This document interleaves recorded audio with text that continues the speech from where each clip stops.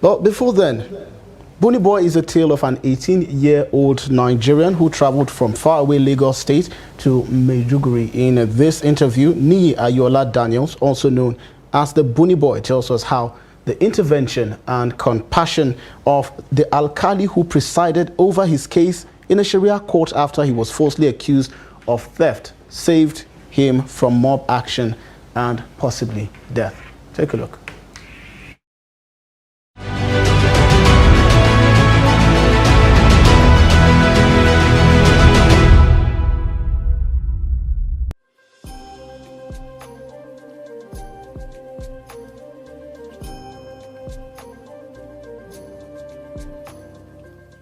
In 1983, while I was in secondary school, I was doing my A-levels in secondary school. I was doing my A-levels, and I was the second half of the A-level, that's the upper six.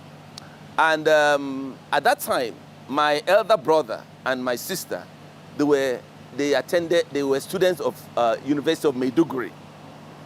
At that time, my elder brother had actually graduated, while my sister was still a student at that University of Maiduguri.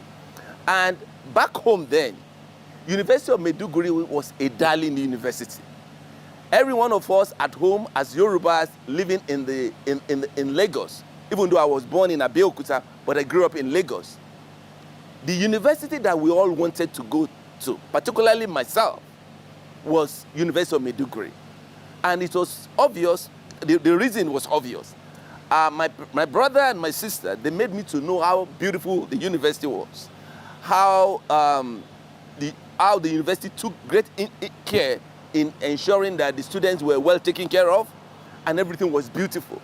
They kept telling me beautiful stories of Maiduguri as a peaceful town, beautiful stories of the university. As a matter of fact, the common parlance then, at home then, if you want to be made, you've got to come to University of Maiduguri. And I wanted to be made, you know, so that was all that was on my mind. And of course, I also used to see them fly Nigeria Airways from Lagos to Maiduguri to go to school at the University of Maiduguri. So one day, my father just called me and said, oh, look, Niyi, you'll be traveling to Maiduguri to go deliver money to your sister. Your sister needed money urgently, and she couldn't come due to a lot of academic pressures on her. So you have to travel to University of Maiduguri. I was so elated. I said, wow, finally I'm going to fly by Nigeria Airways, because at that time I'd not been on the plane before. So I was so excited. I said, okay, now I'm going to fly to Maiduguri. I've always wanted to go to Maiduguri. I love to see that university, that great university, because I wanted to be made to. But my father dampened my enthusiasm and said that, look, Niyi, this time around, you are not going to fly to Maiduguri. You are going to go by train to Maiduguri. I said, Daddy, why? He said, look, Niyi, I want you to know Nigeria. You were born in Abeokuta. You grew up in Lagos. You probably thought that there are only two states in Nigeria, Ogun State and Lagos State. But Nigeria is a lot bigger than that. So I want you to know Nigeria. And the best way through which you can know Nigeria is to travel by train. I boarded the train from Lagos, Ido Terminal. We moved Lagos, Abeokuta, Ibadan, Oshogbo, Mokwa, Bida, Jeba. We kept going. Kafanchan, we kept going. Everything was fine. I was able to see the vision that my father had for me to really see Nigeria, because I was able to interact with different people. Different people came on board the train, some left. I was able to have real exchange of interaction, communication, relationships, meeting people from different parts of the country. I met military cadets who were going to NDA. We talked. In fact, some of them joked. They said, oh, you hope to be a lawyer? I said, yeah, I've always wanted to be a lawyer. They said, even in the military, we need lawyers in the military. I told them my mother would not allow me to join the military. But it was great. Everything was going fine until something all of a sudden happened that changed the entire narratives. A woman entered the train.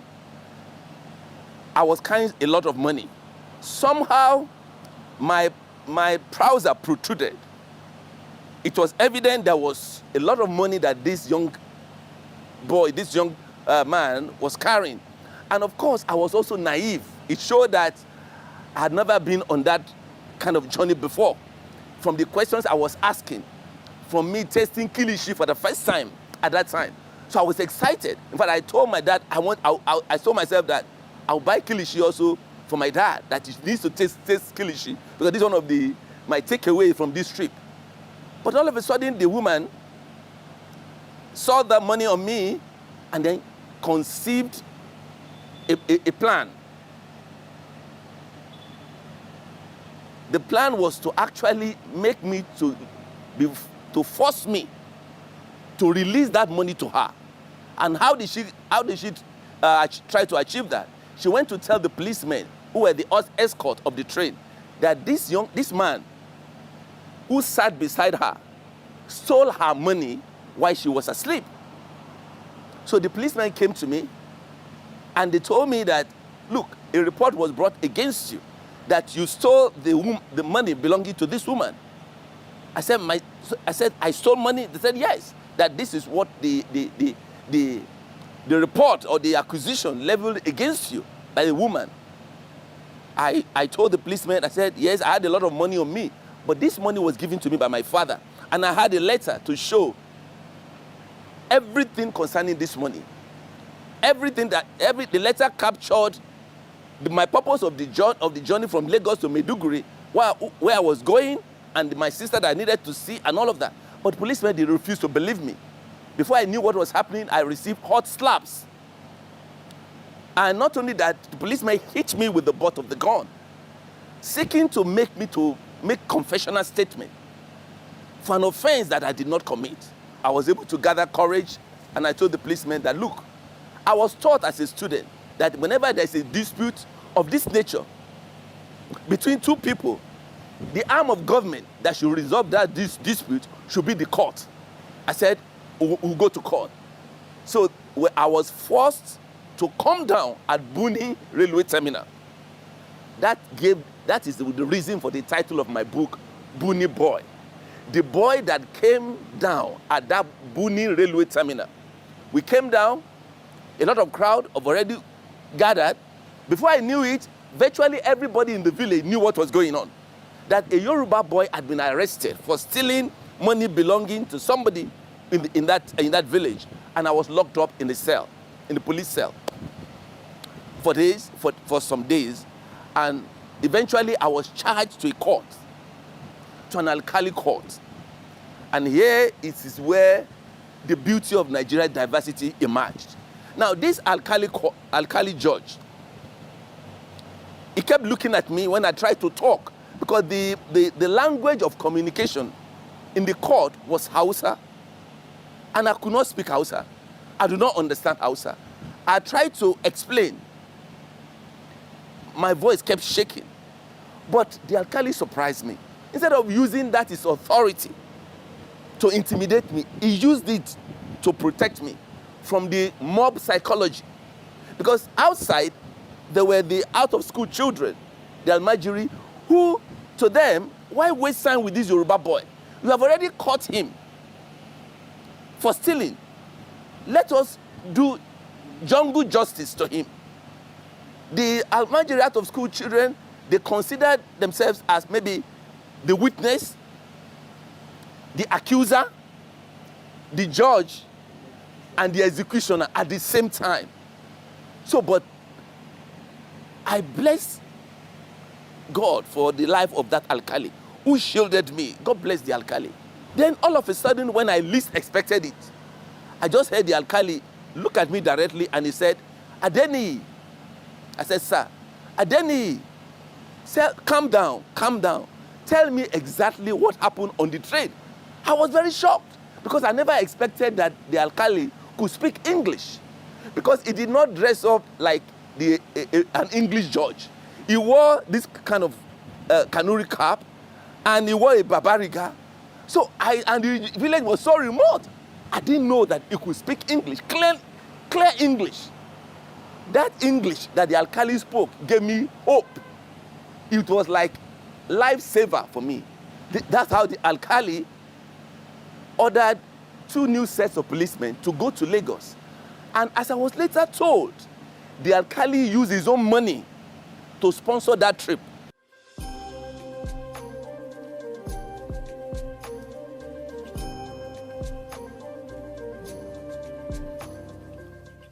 The alkali taught me the values of the strength in Nigeria's diversity.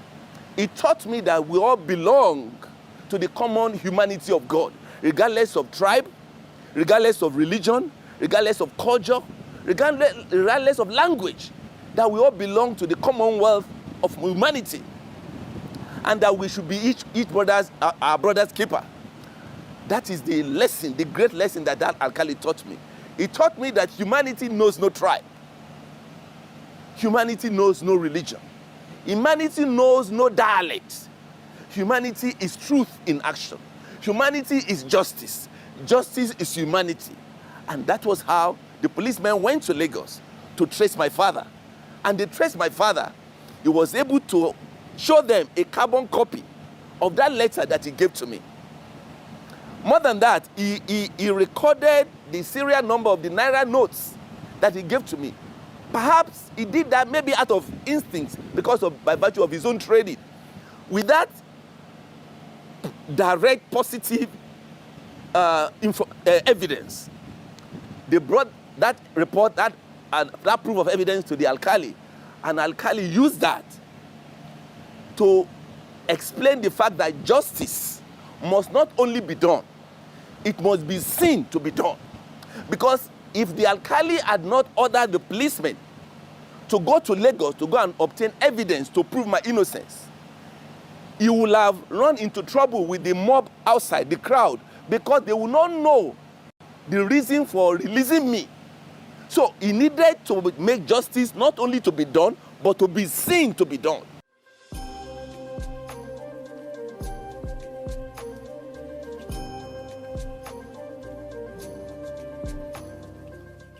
Nigeria is a country of great promise, and that the strength of Nigeria lies in our diversity, in the unity of the country, and that we should use this this Independence Day celebration to recognize the fact that yes, we have different challenges here and there currently going on, but the greatness of Nigeria will emerge when we begin to appreciate the diversity in our unity, and that the strength of Nigeria and the greatness of Nigeria lies in us appreciating that diversity in our unity and the strength of that diversity.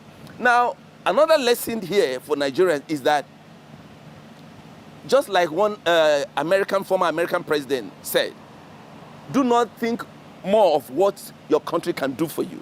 Think of what you also can do for your country.